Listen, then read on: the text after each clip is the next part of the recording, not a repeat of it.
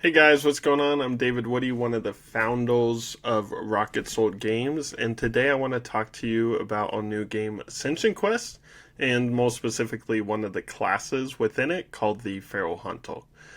Before I get too into the weeds, we've had a couple people watch the Ocanis video, gotten a little bit of feedback, and we're extremely grateful for that. And please provide your feedback in the comments below about the Feral Hunter, your thoughts, ideas, what you're excited about. And consider joining our community on Discord and subscribing to the channel. It helps us a ton, and we would love to have as many people as possible joining us on this journey of creating this game as full dudes in Idaho. So, yeah, we would love to have you along the ride. So, with that, let's get into it.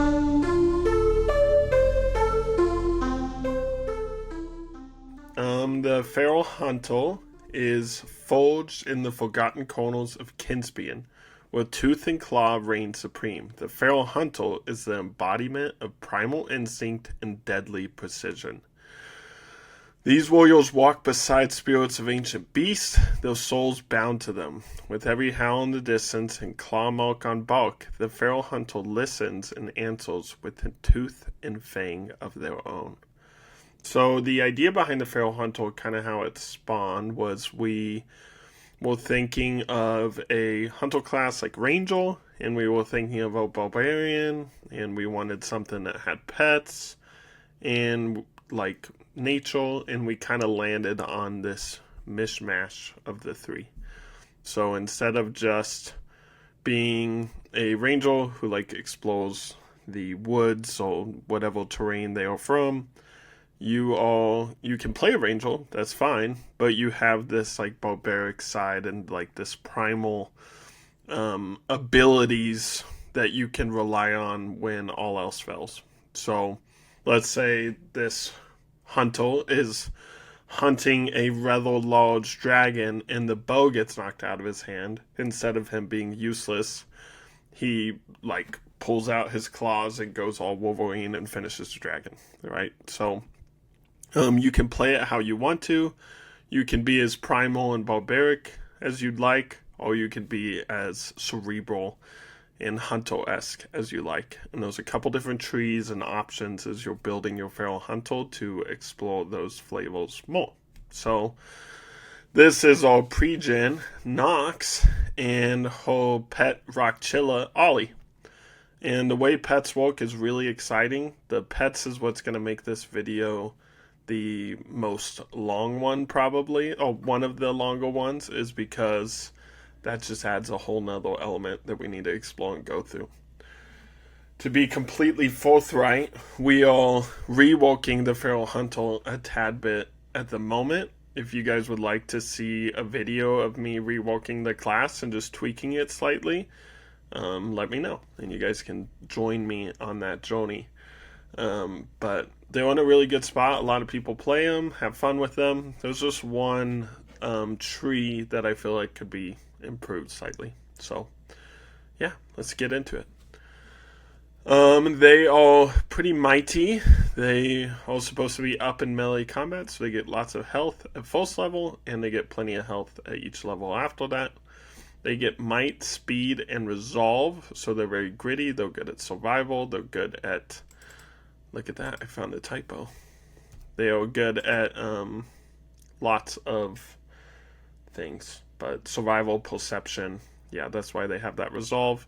They have less aura because they've been wandering in the woods by themselves forever, and they have a harder time communicating and getting along with normal society. So that is what they get at first level. They get no like straight up boost to AC, heal. But down here, if you look, they have natural armor +2 unarmored AC, which is kind of cool. Digging a little deeper, Tooth and Nail. Your primal instincts are honed in. You gain a Tooth and Nail attack. The Tooth and Nail combo costs 3 AP for 2 attacks. Damage equals D12 plus might for each attack. If both hit, target is knocked prone, crits cause bleed. Besides this combo attack, you can also Just use claws as an agile weapon, so you can do like a speed build and rely on claws when your bow gets knocked out of your hand. Or your bite you can use whenever you want, and it can trip. It does +2 damage. And yeah, every attack you can attempt to trip at the end of it, which is kind of cool. So the Ranger gives them a bonus to perception and survival. Animal Whisper lets them speak with animals, just like naturally without spells. They can communicate with them. You can play that however you want. You can have them literally talk to animals, but I kind of like them using the animals' lingo to communicate with them and gain information from the GM. And then prey attack. At the beginning of combat, choose a prey for free. After they fall, you can spend 1 AP to choose another. You gain +1 to hit and damage against your prey. And you'll see, I believe this escalates as they level up. So that's kind of a staple of their class, is they can designate a target, be good against that target, and then when they knock that target down, they move on to the next one. So they're good at focusing in on one single prey versus a bunch of different targets like the Arcanist or any other magic user. Lastly, we have the ultimate move here, Untamed. This is literally like Wolverine inspired. You go absolutely berserk. You get 6 claw attacks total. You may leap 2 times your speed towards an enemy of choice and attack with up to 6 claw attacks. You may stop at any time and leap to another enemy within speed distance, attacking with the remaining claw attacks. You can, if you so choose, use 6 attacks on 6 different opponents. Hopefully that makes sense. Basically, this makes you good against one single target. When you get pressed with your back against a wall, you can take out a whole mob. Right? I've seen people take out 4 dudes in one round with this ultimate. It's very fun. It's cool to see them jumping around from person to person and doing their claw attacks. It's crazy. So this is the back against the wall, like a cornered animal, you know. So you move from a Ranger to a Badger. So that's been a ton of fun. So now let's get into the paths of the Feral Hunter. So you have a lot of different paths you can choose. You can also, like any other class, choose to not go up the tree at a level and instead take a school from a different, what's the word? A school of spells, right? So a creation school would be a really cool Druid build if you want. Again, we put this rule in there so that people can kind of build their characters how they want to. You'll never be as good at casting as a priest of creation, right? But you can still be super, have all the utility and usefulness of that creation school. You can still wild shape and do all that stuff. So, yeah, keep that in mind as we go through the paths. You can always pause and take another school. So if you want to do biomancy, like I could see a really cool hunter build with that. But anyways, moving on. So hunt from afar. This side of the tree you're going to think of as more ranged. This is, to be honest, the one we're reworking slightly. But we're still going to have the legendary weapon here that you get. But the difference is this tree will be any ranged weapon, not just that legendary weapon being buffed. So that's how we kind of have to tweak it slightly. And then the sparked pet, that is, you get your pet. You get your pet at level 1, and you can do coordinated stuff with them as you move up. Or you can mount them and like use them as a mount, like a cavalier. They get even greater up here. So this middle tree is kind of all about your pets. And then the far right path is if you want to literally play like a barbaric Wolverine who uses claws and teeth, right? So this is going to be that Badger path. It's very fun. But it is more one note than the other two. So some people are really attracted to it, have a blast with it. But players who like more complex characters can do that and find a way to make it work. But it is like a little less creative, I guess, in how you solve problems. You just attack them, right? So now we're going to get into the nitty gritty of the abilities you get at each level. So I'm going to take a deep breath. I'm going to take a sip of coffee. First one in the video. Might be a couple more. Let's dive in. So, hunt from afar. You studied the manticores of Prajunda and how they would weaken prey from afar. You have fashioned a spear with needle projectiles inspired by their tail. You gained the Mantispear special weapon. Melee +3 damage, thrown 50 feet +3 damage, knockback, improved crit, silent, needle shot, 1 AP, 1d6 +2 damage. So yeah, picture a spear with a bunch of different needles that can collapse in and create a spear head, or they can open up and shoot out. And yeah, that was just a weapon I was inspired to create, and I wanted to make it a part of this class. So this is the only thing, is if you currently go down that path, I felt like, even though it's really cool, and I love the Mantispear, and the people that have chosen to play it now enjoy it, it does steal some of my players' agency and creativity with ranged weapons. So we wanted to make sure we still had a path for that kind of ultra ranger build. So we're reworking it slightly to be like you specialize in the Mantispear, or you specialize in another ranged weapon of your choice. So that is the rework. If you want to watch it, again, just comment below. Sparked Pet. Your Sparked Pet rules and leveling up are contained on pages below, but you gain access to a Sparked Pet. Feral Beast. You gain an additional +2 damage to unarmed combat. Your bite can also be used to grapple. After a successful bite attack, you can spend 1 AP to grapple with a +2. And you also gain a Sacred Tooth Necklace. More on next page. Sacred Tooth Necklace. You always add another tooth or claw to this when you kill a beast larger than you. Once per day, you may gain an advantage against a creature larger than you. To represent your growing prowess as a hunter, you gain an additional advantage every power level you go up. So level 10 gets 10 advantage rolls per day. Pretty big for like a melee fighter. Next, let's see, where are we at? Needle Barrage. So it's going to be that far left path alongside with the Mantispear. Fire 4 needles all at the same time for 3 AP. Only adding speed once. Reactions only block 1. No knockback. Max of 46 plus speed damage in addition to any other bonuses. Blocking reduces 1d6 damage.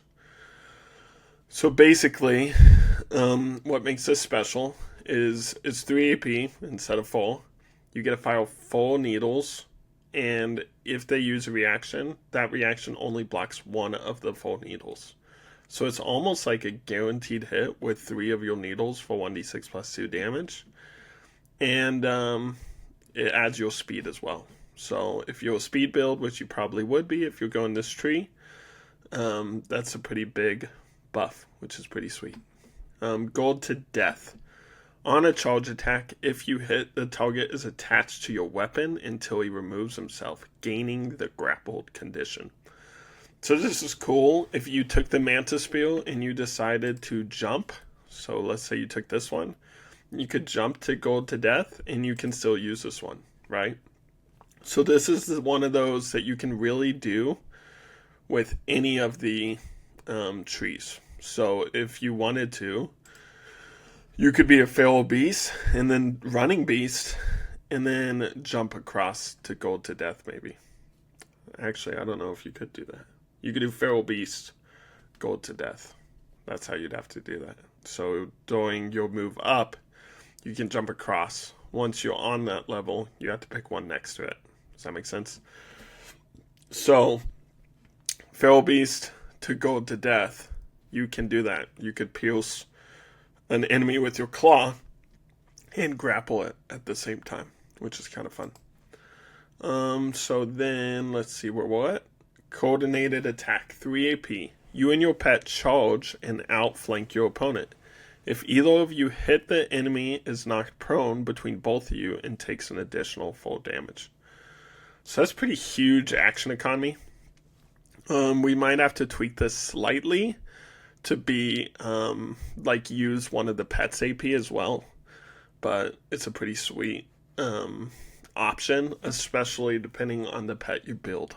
And again, the pet building is awesome, so make sure if you don't want to listen to all this that you at least skip ahead to that, because it's really cool.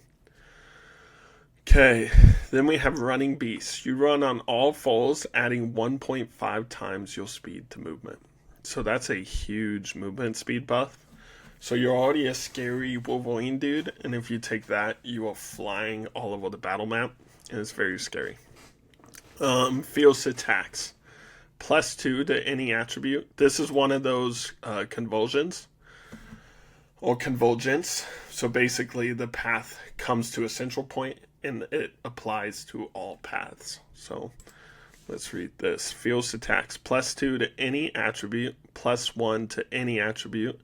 Every time you mark a prey, you can mark another. Prey now gives you +2 to hit and +2 to damage. There is that prey buff. So now you get 2 marks, and both of them you get +2 to hit and +2 to damage. And your pet should be benefiting from that as well, I believe. So that is a pretty good little buff, especially when you consider those bonuses to your attributes as well. Aim for the eyes. Take a -2 to hit your target. You aim for the eyes. After resolving hits with your Mantispear, an enemy must spend 1 AP to lose blinded condition. So again, this will apply to any ranged weapon, but it's pretty sweet. And blinded is a rough condition to have. So, yeah. And I think what I should probably put is if the target has more than 2 eyes, you know, you don't completely blind them, but they still get minuses, right? So they're like half blind. Mounted combatant. You gain +2 to ride checks and can ride your pet into battle. Charge attacks now add your might and half your pet's might and can be executed using yours or your pet's AP. That is massive. That is a huge buff. So if you want to play a feral hunter, dual wielding axes, and ride a bear into battle, you can do that. And you can do massive charge attacks at the same time. So you get to fulfill that Lord of the Rings fantasy from your childhood, or at least I get to if I take that. Roll. You lift your head to the sky and scream. All enemies in my area must roll a resolve versus your might or run for 2 AP. They are also marked as prey. That's pretty big. So think of this. If you rolled and then you use your ultimate, all of them would be marked. They'd all be running away, and you'll just jump in from each one and getting the benefits of your marked prey. So that has some really fun combinations, especially if you have a really fast like pet swarming around and stuff. It's just a cool one. So thick skin. You gain resistance to cold and fire, DR3, and +2 to any attribute. It's a nice little defensive buff if you need to play the role of tank. Stabbing Spine Discharge. So this is with that Mantispear. For 3 AP, jam your Mantispear into your opponent and discharge all needles at once, adding 46 damage to your typical melee damage and launching enemy back half damage dealt. Whoa. That's a very specific ability that is very exciting when somebody does it. So, yeah, it's definitely like a signature move once you unlock that. And again, the Feral Hunter, if I was giving like rankings to like the challenges for new players to play, I feel like Feral Hunter is one of the easiest. Pets slightly complicated, but Feral Hunter is definitely a simpler class if you want it to be. So, yeah, it's a good one for newer players because like they know exactly what works well for them at any given time. Like that, once they have Stabbing Spine Discharge, they're like, okay, I'm just going to do Stabbing Spine Discharge. And that's okay if they want to play it that way. But you could also be riding a beast, doing charge attacks, going people to death, and doing Stabbing Spine Discharge, and have a bunch of different options, you know. So it really depends on how you want to play the character. Okay, Divine Beast. Your pet gains a major upgrade and a rage ability, allowing it to gain 10 temp HP and be resistant to all attacks for 2 rounds. That's pretty awesome. Major upgrades, you'll find out, are freaking sweet. So just wait. The Honey Badger. When you down a prey, mark another for free. Gain 5 temp HP and 2 AP. Whoa, that's huge. So how that works is 2 AP is basically what it takes to attack somebody. So let's say you roll and then you attack somebody and down them. You get 5 temp HP, so you heal a little bit, and you get 2 action points so that you can continue to do that to a bunch of different people that you rolled at. So again, that Wolverine Honey Badger tree gets pretty crazy at the high levels. You're just running on all fours, wrecking everybody's faces. Call for help. If you're very familiar with an area or spoke with creatures earlier, it might make sense to call something specific. Otherwise, it is completely GM's discretion to summon a creature who may assist you in battle. Crazy. Some areas might not have a lot of creatures that prove useful. In this case, you gain backed into a corner, gaining 2 times your power level temporary HP, once per long rest, and you get +2 resolve. Cool. So yeah, backed into a corner at that level, if the creatures can't show up to help you, you'd basically get 18 temp HP, and you'd be ready to rock and roll. Okay? Or at least you'd be standing a little longer. So that's a fun one. And that's a convergence. So this is where this class took a little bit of a left turn, but in a really fun and exciting way. So you don't have to necessarily play it as your character literally growing a horn out of its head. You could have it be almost like a magical energy, right? I'm trying to think of a good example of this in media. There's got to be... I know there's a character who does that type of thing, but they're inspired by the creatures, and they use this magical energy to create the aspects of those creatures and then attack with them. You can play it like that, or you can literally have a titan who grows a massive horn out of his head, right? It's totally up to you how you want to play this. But so basically you pick one trait to permanently have based on the list below. So, a Rhine horn, you get a horn that grows from your head and wings. A dragon, you gain a breath weapon and wings. Kraken, swim speed, extendable arms, and a dimensional maw. That gets way out though. Direwolf, claw and bite is upgraded to 1d12. And your claws can also allow you to climb your full speed. Crazy. This needs updated though, I think. I think it is...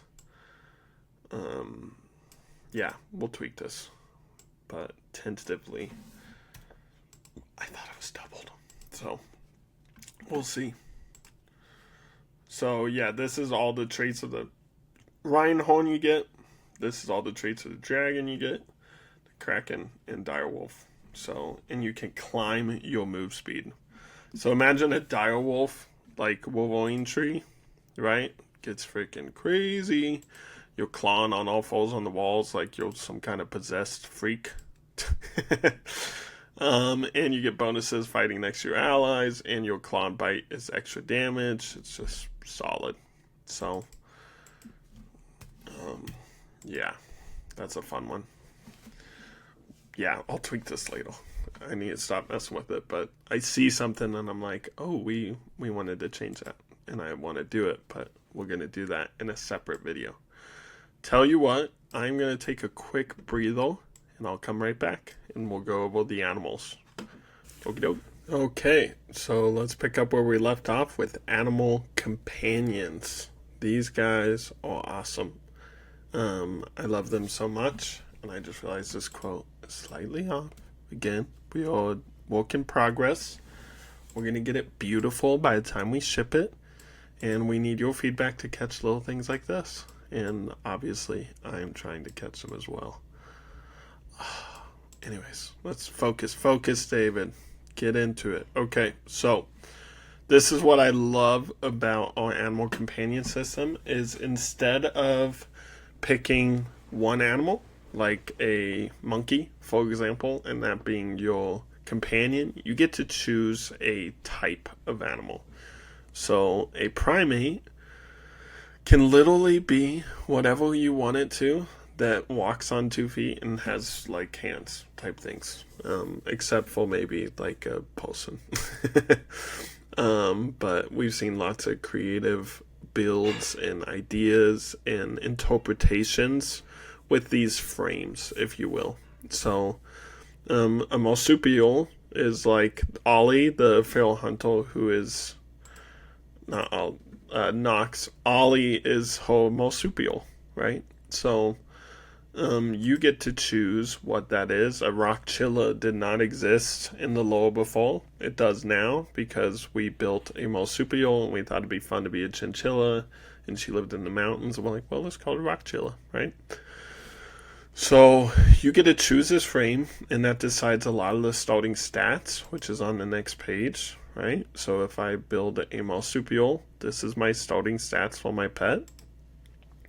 And then I get to train that pet. So when I'm training my pet, I get to decide its other abilities. So if I want the marsupial to be able to go grab stuff and like use manipulation actions, I can do fetch. If I want it to gain the hunt prey bonuses, I do sick 'em, right? So it depends on what you kind of want your pet to play as.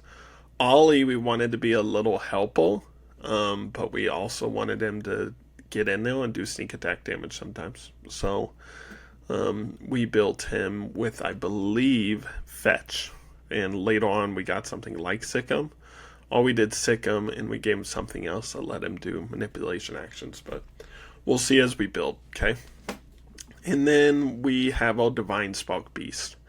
So within the lore, your feral hunter is forging a bond with an animal and letting them feed off of his innate source of the spark to grow and change in various ways that represent his spark or her spark.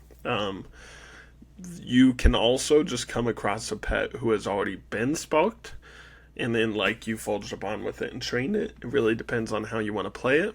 But these like really change the way your animal functions and makes it more like a magical companion, right? So you could have a rockchilla somewhere that has a long tongue that can shoot out and grab things like a gecko. Or it could be like have a skin that is made out of rock if you wanted, and it could have thick skin, right? So you get to play it how you want to. And that has again created some really fun like builds. And so you take those and you apply it to these frames, and then you'd move that to your pet character sheet, which I could show you right at the end. And then when you're leveling up your animal companion, they get stuff just like you do. So they get, I found another typo, man. This one was just full of typos today. So, yeah, at level 2, you get +1 attribute point, a minor power, and 1d6 plus half your might. So let's look at the powers, if you will. Minor powers range through a lot of different things, right? So we have a lot of minor options. Long tongue, like from the beginning. Supersonic whistle, this is a little Elden Ring energy. You can call your pet to you from anywhere in the world for 1 AP. Battle hardened, +2 to any attribute. Battle training, your pet adds power level to damage when flanking same target as you. Bulk back, +2 AC, -1 speed and move, does not stack with barding.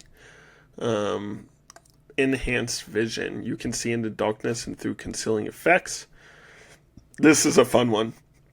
Rage monster, gain +2 move, +1 damage, and +1 AC for 3 rounds, but roll a directional 2 hit die at the end of every turn to see how far you over pursue. So you're like flying so much all over the place, your pet is, that it is over pursuing and like sliding across the floor like a dog on hardwood, you know? And then minor, light on their feet, you can cut fall damage in half for themselves or the Rydals. So pretty solid. Major traits. Ethereal Hand. Your pet can take manipulate actions and grab stuff 30 feet away with this magic Ethereal Hand. This is what we eventually gave to Ollie, I think. Major Fly. Gain fly of your move speed. So you can fly now. You have wings or whatever other way your creature is able to fly, like a reindeer or something, you know. Lightning Skip. Once per combat, your moves teleport you to target and deal 1d12 plus power level lightning damage in a 10-foot burst. Speed negates. This is glancing forward. There's another class called the Victor, which is like an athlete class. They can be a cavalier, or like a jouster, you know. They could be a wrestler, or they can be a gladiator. And the cavalier gets to make a pet as well. And I created one that had a horse that eventually became a Pegasus with this lightning power. And it was really fun and exciting. And he had lightning stuff like built into his kit and stuff. And so it made me feel like a Greek god by the end. It was a ton of fun. Sticky Fingers. Your pet can move on walls at full speed. You must roll DC 16 riding check when invoted. Pretty standard. Jumper. Can jump double the movement, but can't do 2 jumps in 1 turn. Can leap 3 times the movement once per turn. That's pretty insane. I picture the Hulk from like the old 2000s Hulk movie where he's flying all over the place. That could be a ton of fun if you're riding like a bug or really any animal, a primate, you know. So that can be a fun one. Major Reinforced Skeletal System. Plus 1d6 to all attacks. That's solid. Amphibious. Your pet no longer needs oxygen and can move in water at normal speed. Nice. Legendary. Okay, these get a little wild. Zoomies. Rage monster without the drawbacks. Damage is +4 and the effect is permanent. So he is permanently enraged and flying all over the place. Meteor Smash. 3 AP. Leap into the air. When you land, deal damage equal to distance leapt. Might in a 20-foot burst. Whoa. Distance leapt plus might in a 20-foot burst. So imagine combining the Meteor Smash with the Jumper. And let's say you created like a Rhinehorn. So it jumps into the air as high as it can go and then just falls and blows up like the whole area. It's like Radon from Elden Ring or something. Legendary Dragon Breath. 4 AP. 5d6 plus power level element of choice in a 40-foot cone. Highest stat of beast versus speed of opponents. That's pretty sweet. Titanium Skeleton. Plus 2 AC, stacks with other things. DO4 plus 6 HP. Nice.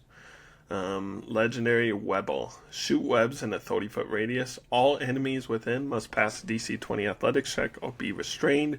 You move freely through all difficult terrain. One other thing to consider, guys. These powers are awesome. I love them. Is at level 6, you gain a Levolution, and the frame changes. So you get bonuses across the board. You get some other changes to the creature. And yeah, it just ramps it up a little bit, makes them a little more powerful, a little more formidable. So that is the pets for the Feral Hunter. And you have now seen the Feral Hunter class. If you enjoy it, you want to play it, you can get our demo on our website, rocketswordgames.com. We would love to have you playtesting, joining us in our Discord, which you can also find on our website or in the link below. We are super grateful if you listen this far. We hope you continue to join us on the journey. So subscribe, follow us on our website, follow us on Discord, and thank you so much for giving us the opportunity to make the worlds and tell the stories we want to. Okay? Have a beautiful day, and we will see you next week.